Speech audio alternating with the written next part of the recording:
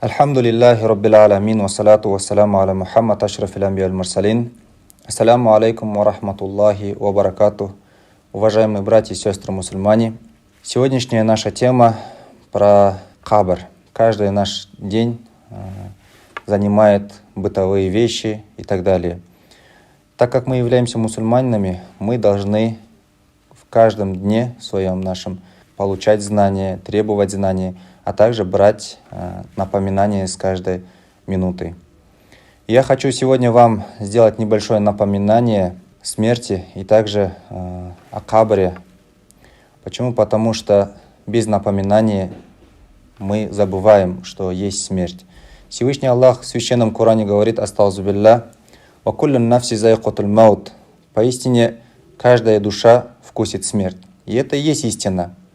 Но эта истина кому-то приходит рано, кому-то приходит поздно. От этой участи никому не избежать, мы все знаем. Хочу вам привести хороший пример с книг наших ученых, где говорится описание двух человек. Первый человек — это который уверовавший. Второй человек — это который не уверовавший. Давайте вернемся к первому человеку. Первый человек, который уверовавший, мусульманин, поклонявшийся Всевышнему Аллаху. Когда он умирает, этому мусульманину, когда его несут хоронить, земле даруется слово, и земля говорит этому человеку: «О мусульманин, о уверовавший человек, я радовался, когда ты ходил на мне. Теперь, когда ты будешь внутри меня, ты будешь в объятиях моих», говорит земля этому человеку. И когда его несут хоронить, в могиле есть два ангела, вы все знаете. Их называют Мункар и Накир. Они задают только 3 вопроса всем людям, которые покидают этот мир. Первый вопрос ихний: «Ман раббук», кто твой Господ? Второй вопрос: «Ма динук», какая твоя вера? И третий вопрос: «Ваман набиюк», кто твой посланник? И человек, который уверовавший, который в сердце в его был иман, он будет отвечать с легкостью на эти 3 вопроса. Почему? Потому что в судном дне в могиле будет отвечать его сердце. Если сердце было полно иманом, ему будет легче в ответе. И он на первый вопрос ответит: «Мой Господь — это Всевышний Аллах». На второй вопрос он ответит: «Моя вера — это ислам». И третий вопрос он будет отвечать: «Мой посланник — это Мухаммад, саллаллаху алейхи вассалям, да благословит Аллах и приветствует». И тогда же воздастся голос свыше, и этот голос скажет ему: «Мой раб поистине сказал правду. Постелите же ему постель из постели рая, осветите его могилу светом из света рая, оденьте его в одежд из обитателей рая, и пусть он до дня воздаяния будет находиться во сне в саду из садов рая».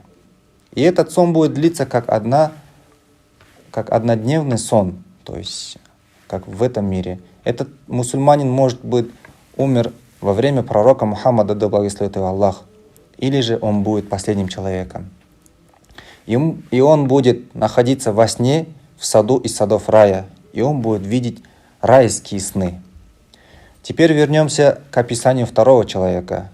Когда несут хоронить невеждого человека, то есть грешного человека, или же не уповавшего на волю Всевышнего Аллаха, его несут хоронить, земле также даруется слово, и земля говорит этому человеку: «О невежды, о кафир, когда ты ходил на мне, я ненавидел тебя. Теперь, когда ты будешь внутри меня, ты увидишь всю ярость», говорит земля этому человеку. И когда его хоронят, те же два ангела задают ему те же 3 вопроса: «Ман раббук, ма динук, ва ман набиюк». Кто твой Господь, какая твоя вера и кто твой посланник? И от пустоты в сердце он будет отвечать, то есть в арабских книгах это звучит так, допустим, «ха», «ля», он будет отрицать «нет», или же будет издавать «ха», такие пустые звуки. То есть он будет отрицать все это. И воздастся голос свыше, и этот голос скажет: «Мой раб соврал. Поистине он знал, кто его Господь, кто его Создатель, какая ему была ниспослана ему последняя религия, и также кто был ему посланником последним. Но он все оставлял на потом, или же откладывал на после». И воздастся этот голос и скажет: с уст его стен могил до тех пор, пока его ребра не сойдутся один в один. Вы представьте, могила, она в шириной метр. И эти стены будут сужаться до тех пор, пока его ребра не сойдутся один в один. Мы все знаем, у нас ребра стоят вот в таком положении. И будут сжимать ангелы стен могил до тех пор, пока эти же ребра не сойдутся один в один. Говорится в этой книге. И бросьте этого человека в из ям ада, и пусть он до дня воздаяния будет находиться в мучениях. Эта могила — это всего лишь первая остановка человека. То есть от этого мы должны брать напоминание для себя. Почему? Потому что что мы делаем в этом мире? Что мы совершаем? Правильно ли мы делаем или неправильно делаем? Каждый наш день чем наполняется и чем заканчивается?